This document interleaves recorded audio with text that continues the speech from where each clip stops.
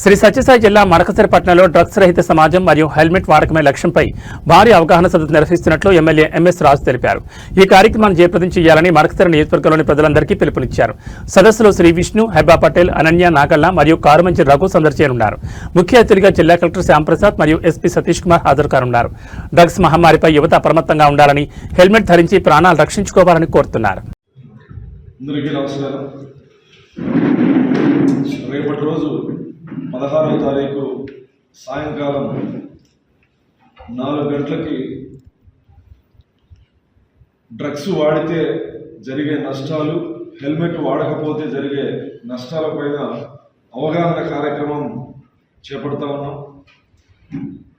రాష్ట్ర యువత భవిష్యత్తు అంధకారమయ్యేటువంటి ఈ 2 అంశాల మీద జరిగేటువంటి అవగాహన కార్యక్రమానికి యువత పెద్ద సంఖ్యలో హాజరు కావాలని విజ్ఞప్తి చేస్తూ ఈ కార్యక్రమానికి జిల్లా కలెక్టర్ గారు, జిల్లా ఎస్పీ గారు, అదేవిధంగా ప్రముఖ సినీ హీరో శ్రీ విష్ణు గారు, సినీ హీరోయిన్స్ అనన్య గారు, హెబ్బా పటేల్ గారు, అదేవిధంగా ప్రముఖ నటుడు రఘు, మాజీ ఎమ్మెల్సీ తిప్పేస్వామి గారు, నేను అందరం హాజరవుతాం.